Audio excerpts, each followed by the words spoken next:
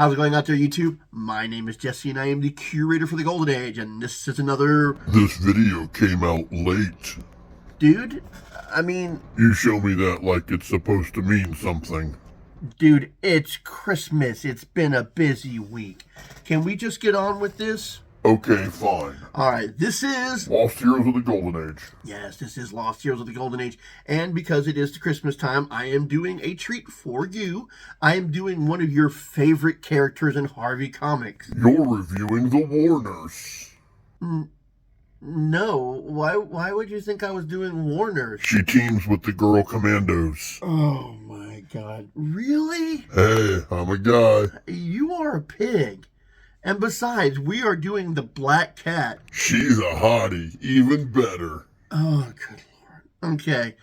One of the things of the Golden Age, a very common trend, is having girls with the hourglass figure wearing very scantily clad outfits to be fighting crime.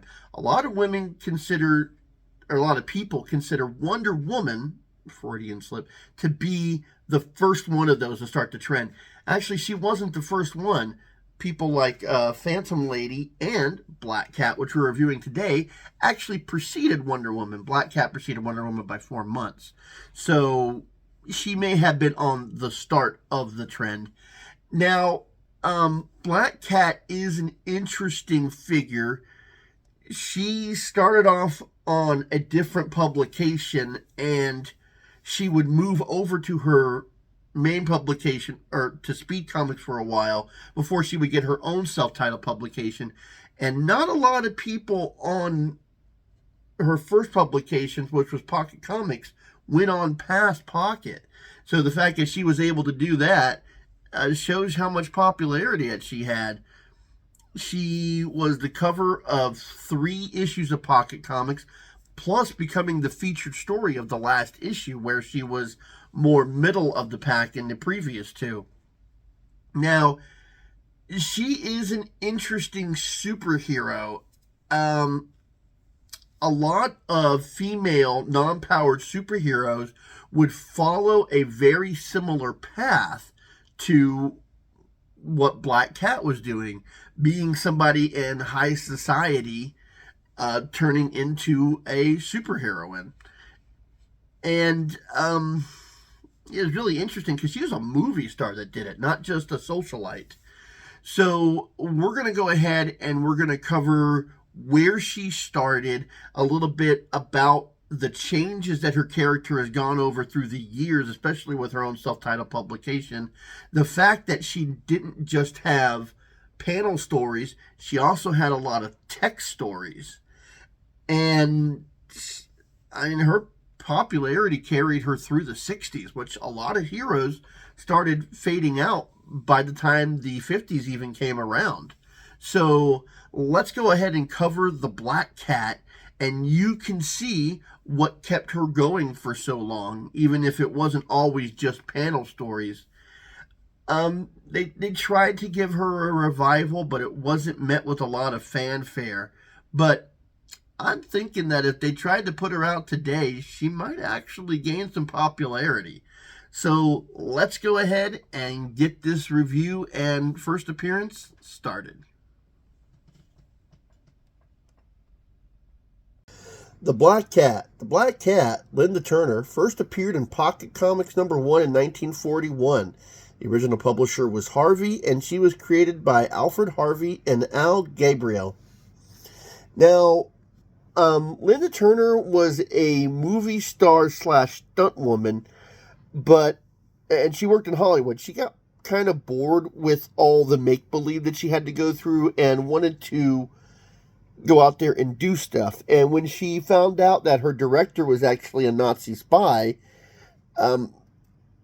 she sabotaged his efforts. And that was a number of what her first stories revolved around, was stopping him communicating through her movies. And then she would take on Fifth Columnist for a while. Now, Pocket Comics only lasted for 4 issues, and the main reason that Pocket Comics went away so quickly is because they made comic books that were pocket size, and a lot of times these were being grifted off the newsstands because you could easily slip it into your pocket without it being noticed. Now, Harvey Comics would stop making Pocket Comics, and a couple of people that left that, I believe it was the Spirit of 76 and the Black Cat, would move on to some of their mainstay titles. Now, in the time that she was in Pocket Comics, she would actually team up with the Spirit of 76 and Agent 99. And after Pocket Comics, she would move to Speed Comics, where she would team up with a couple of those heroes. In fact, in issue 23, she teamed up with Shock Gibson, Captain Freedom, Ted Parrish, and the Warners with her girl Commandos, where they stopped the Japanese invasion of Hollywood. And those other people that I mentioned were also the featured stories in Speed Comics. Now, Black Cat would appear from 17 to 38, and then 40 and 44 of Speed Comics, which was the last issue. Now, while she was appearing in Speed Comics, she had her own self-titled comic, The Black Cat. And while she had stories going on in Speed Comics and the Black Cat comics, she also had text-based stories that were coming out in Joe Palooka Comics and Terry and the Pirates. Now, she would have a number of brief appearances in other Harvey titles, but they were text stories, mainly. So she had about, I'd say more panel appearances than she did text stories, but she did have a number of text stories, and most of the time, those were going after, criminals. Because after the war was over and there wasn't really a big thing on stopping Nazis in Fifth Columnist, she did what other heroes were doing at the time and going after villains, criminals, killers, thieves, racketeers, things like that. Now, the Black Cat comic had a weird thing going. In the Golden Age, they changed the format a couple of times. And the reason why is in the Golden Age, to start a new comic, you'd have to pay a registration fee. So when you wanted to start a new comic, you would just keep the numbering system that was already there instead of starting a new series, which would explain some of the numbering issues that I saw in Ace and in Centaur Comics. The Black Cat, she would do some Western stories in 16, 17, 18, and 19. And then her last appearance in her own self-titled comic for a brief period would be in issue 30, where she would introduce a new format style that would change to the Black Cat mystery comics, where they would just tell supernatural stories, and she didn't appear in any of those. Now, they would briefly try to revive her with issue 54, 55, and 56, where they reprinted her Western stories, but that didn't go on for very long. And they also tried to bring her back in issue 63, 64, and 65 in the early 60s. They were trying to revive her character, but because there's a lot of superheroes coming out at that time, but Harvey was more focused on their, I guess they called it little people runs, like Casper the Friendly Ghost and Richie Rich. So they didn't put a lot of effort into trying to bring back the Black Cat, which didn't go over very well. Now, as I said, she did appear in Speed Comics, and she would appear on a number of cover issues along with some of the other featured heroes. Now, at the very end of her run, before it started becoming the Black Cat Mysteries, where she wasn't a part of it anymore, she would team up with she would have her sidekick, and it was Peter Weston, also known as Kit. He first appeared in Black Cat issue number 28 and 29, but when they tried to bring her back in the 60s in issue 63, he would also appear in issue 63, but that would be the very last time. He did know who the Black Cat was, not at first, but he would later find out, and that's when he would team up as was it Black Kitten? But it was very short-lived, and it was kind of silly. Now, Linda did not have any superpowers, but she did know, I believe, karate and jiu-jitsu. Now, they didn't actually say why she knew jiu-jitsu, but the fact that she was a stunt woman would probably, be the reason why. She knew jiu-jitsu because she was a stunt woman. So she knew it because she knew it. And when she became in the Westerns, she knew how to do a lot of things that Western stars could do. Yeah, because she's a stunt woman. That's just the way it was. The Black Cat, they tried to bring her back in the 80s and 90s, but there wasn't a lot of fanfare for it. They were going to bring back some of her original stories in just a black and white format, and 80s and 90s were big on color formats. Now, if they tried to bring her back today, it might actually be popular. A lot of black and white drawings from the Golden Age is amazing artwork, and I would love to see more of that in black and whites, like when we showed Stuntman. But, also when she was appearing in the Golden Age, she had a lot of the things that females had back then, where they would give you a model of her and different clothes that you could cut out and put on that model of her. There are many, many Golden Age females where I have seen this particular thing. They did the same thing with Miss Fury. I know a number of pages. They'll show you the page. Here's her pose, and here's the dress or the evening wear or an office outfit that you could put onto them. I don't know why.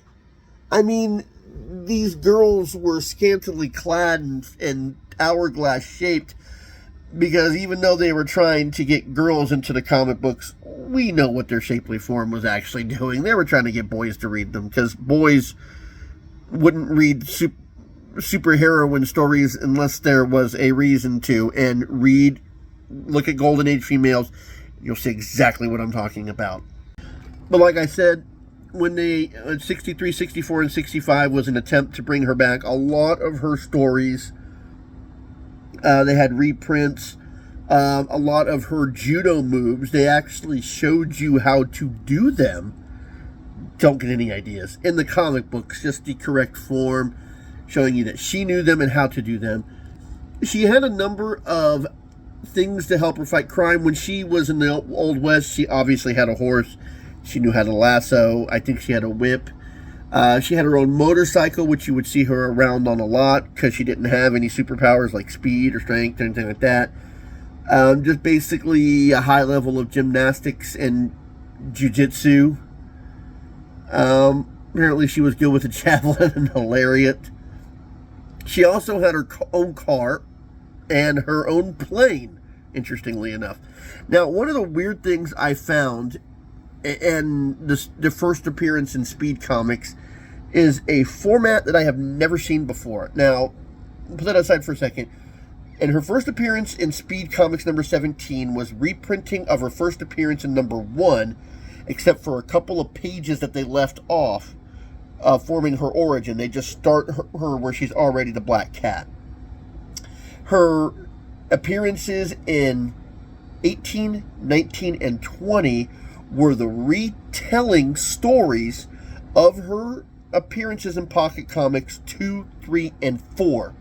And this is where it gets weird, is they retold her stories in kind of a reprint format. They took the same text, the same exact story, the same exact word bubbles and text boxes, and they put them on brand new panels. And they changed a few words. The panels were totally different. It wasn't recolored updates. And this was just a year later. She appeared in 1941. Her appearance in Speed Comics was 1942.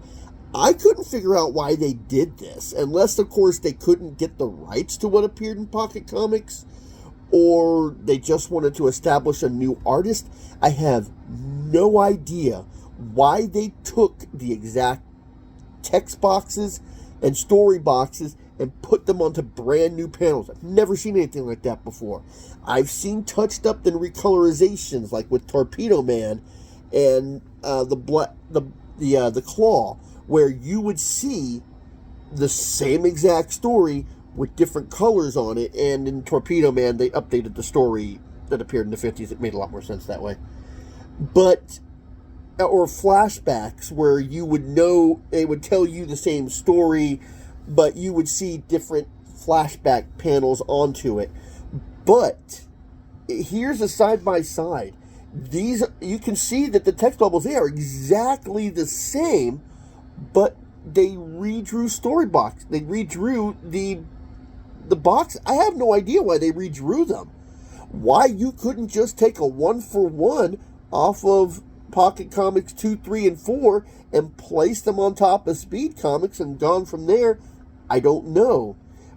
Now, if they wanted to shorten them to make them, because I think they were longer stories, if you wanted to make them shorter stories, more condensed, you could have condensed the panels. I don't know why you had to draw new ones. Now, they did change a few words around here and there, and even if you did a 1-for-1, you still could have changed the words around. I've never seen it like this before. This may be more common in the Golden Age than I realized, but I've read lots of comic books. I've seen lots of reprints and lots of recolorizations. This is the first time that I've seen a retold story, the exact same words, with different panels. I've never seen that before. But, yeah, the Black Cat would also have a few appearances here and there, mostly in Harvey comics. She appeared in some adult comics for a little while because of her figure, obviously. But all of those, the ones that she appeared in the adult comics, were all reprints. And if it wasn't the panel reprinting, it was some of her text stories. She had a lot of appearances, over 100 all in all. But not all of them were, because they counted text stories as appearances because it's still a story about her in the comic. So, apparently when the Black Cat was dropped from issue 30 to 53, a lot of those gory stories and covers are what helped lead to the creation of the Comic Code Authority, which has been the bane of comic books for many years, which I don't think exists anymore. So thanks, Black Cat. Anyways, let's go ahead and cover the first appearance so you could basically see how she started off. And there was a lot of format changes over the years, which kind of makes sense. When superheroes started becoming, less popular, you either changed or you died. And she was definitely an agent of change. So let's get this first appearance looked at. The Black Cat. Linda Turner, Hollywood movie star and America's sweetheart, is bored with her ultra-sophisticated life of make-believe. She becomes the Black Cat, her most adventurous role, and pledges to expose fifth columnist. Linda Turner suspects her director Garboyle of being a Nazi agent because of the propaganda in her new script. And you see them here, and you can tell he's foreign by the way he greets her. Linda, it's a pleasure to mine eyes to see you. And, yeah.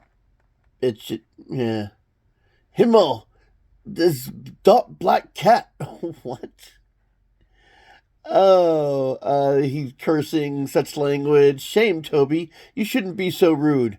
When will you drown that Black Cat? She's bad luck. A second ago, you were speaking, this is perfectly articulated English.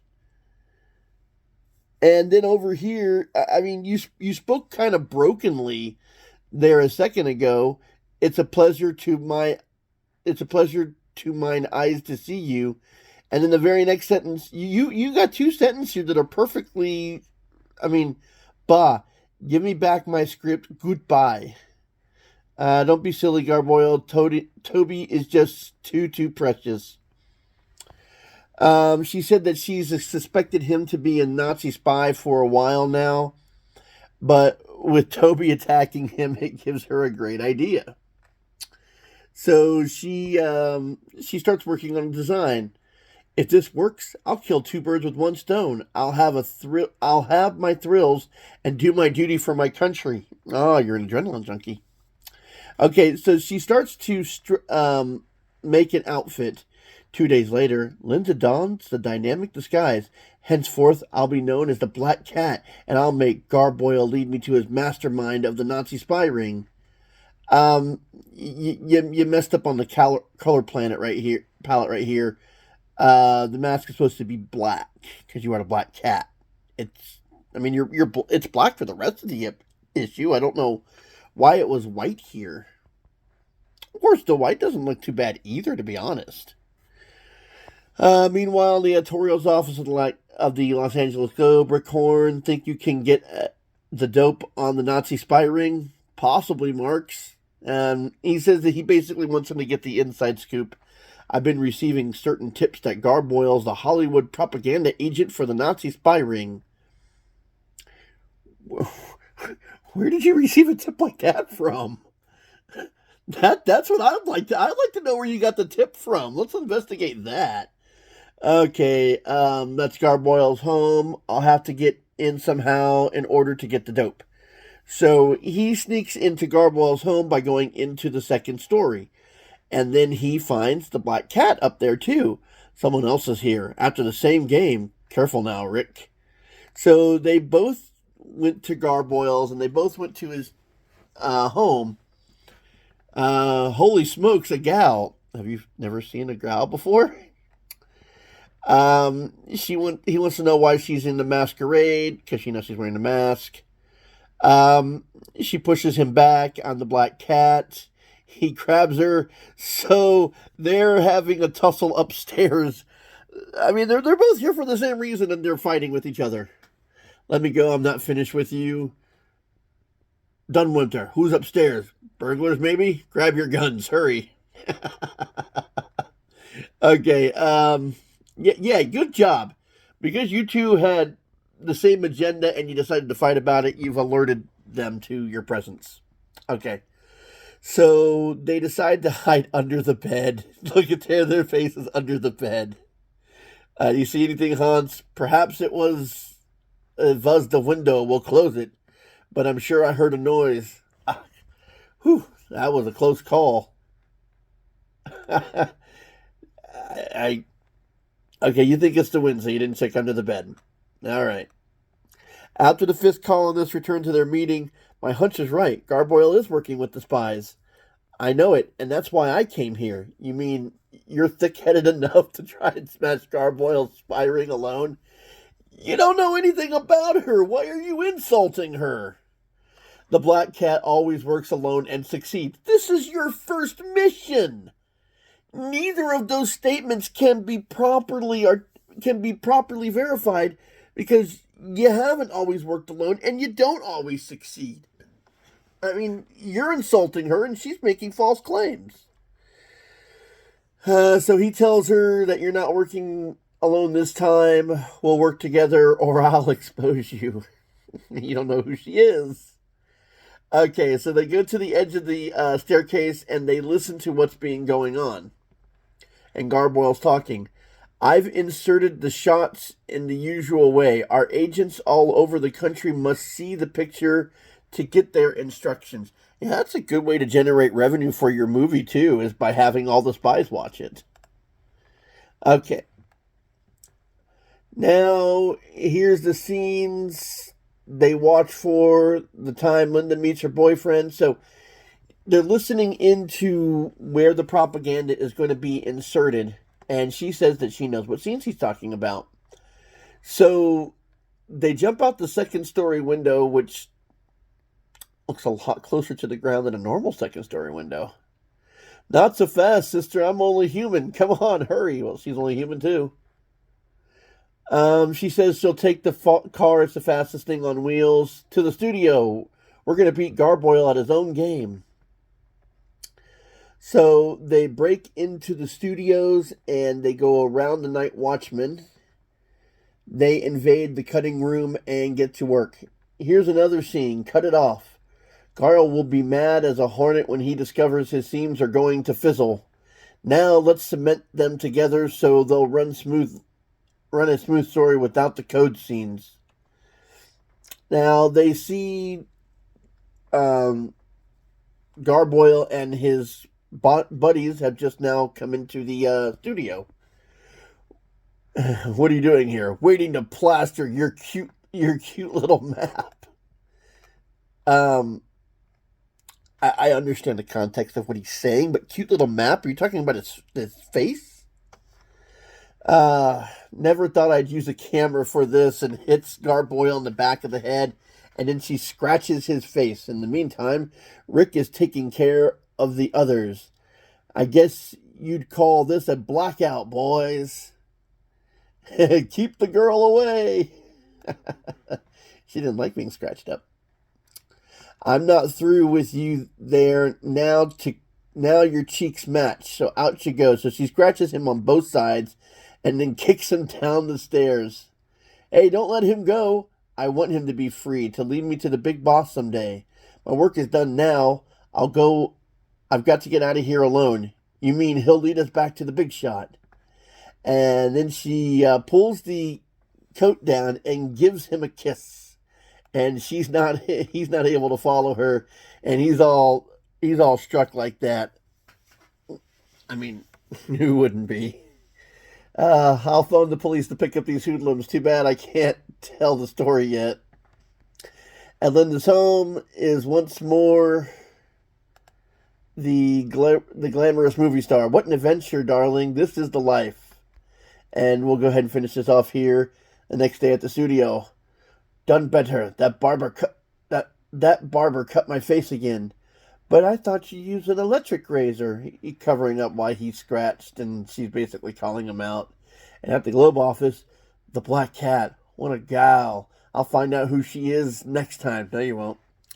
Preview of the next exciting episode of the Black Cat. Rick Horn's life is in danger. I must act swiftly. Ow. And, there you go. There's the first appearance of the Black Cat. Short, sweet, simple, to the point. Well, I hope you like this story. I hope you're enjoying Harvey month so far. We've got at least one more before the month is over, I think. New Year's is coming up, so that's going to, that might affect some things. But, like I said, I hope you enjoyed this video. I hope you're enjoying Harvey month. And until next time, I'll be seeing you.